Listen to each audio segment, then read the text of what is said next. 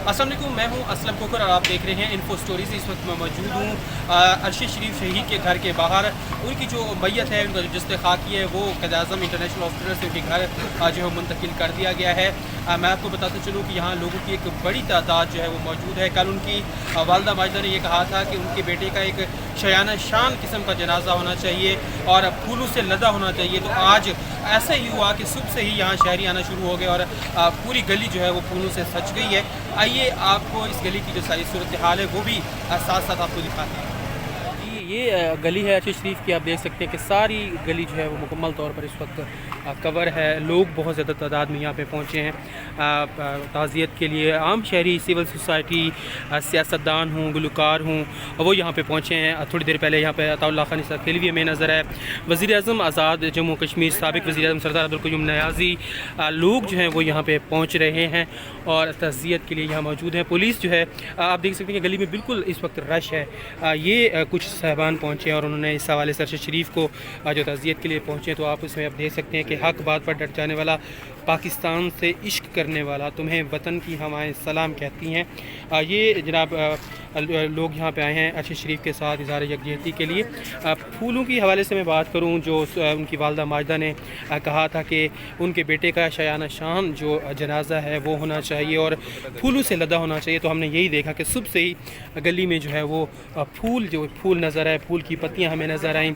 उसके साथ साथ आप देख सकते हैं कि यहाँ इसके घर के बिल्कुल सामने पाकिस्तान का झंडा नज़र आ रहा है और फिर अरशद शरीफ की जो है वो तस्वीर है जिस पर अलविदा अरशद शरीफ लिखा हुआ है।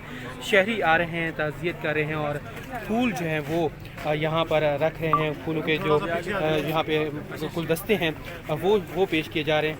ये देखिए जी, फूलों के गुलदस्ते हमें यहाँ पे जो है वो नज़र आ रहे हैं। फूलों की पत्तियाँ हमें जो है वो नज़र आ रही हैं। इस वक्त ताज़ियत का सिलसिला जारी है। ये उनका जो है वो घर है और उनकी जो जस्ते खाकी है वो इस वक्त घर के अंदर है। घर की ख़वातीन वहाँ पे मौजूद हैं। पाकिस्तान का झंडा हमें यहाँ पे नज़र आ रहा है, उनके घर के सामने से नज़र आ रहे। लोग आते हैं, ताज़ियत जो है वो करके यहाँ से जो है वो जा रहे हैं। मैं आपको बताता चलूँ कि अरशद शरीफ का जनाजा जो है वो 2 बजे फैसल मस्जिद में होगा। उस हवाले से सिक्योरिटी के सख्त इंतजाम किए गए हैं। तकरीबन 3752 जो इस्लामाबाद पुलिस, सिंध और FC के जो एहलकार हैं वो वहाँ पे तैनात किए गए हैं और उनको H11 कब्रिस्तान में जो है वो दफन किया जाएगा। 2 बजे जो उनका है वो जनाजा है। मैं आपको बताता चलूँ कि वहाँ पे SPs, DSPs और तमाम लोग वहाँ पे मौजूद हैं। उसके साथ साथ जैसे ही उनका जनाजा यहाँ से रवाना होगा तो पूरा रूट लगा दिया जाएगा और रूट के लगाने के बाद ही जो उनका जस्ते खाकी है वो वहाँ तक पहुँचाया जाएगा।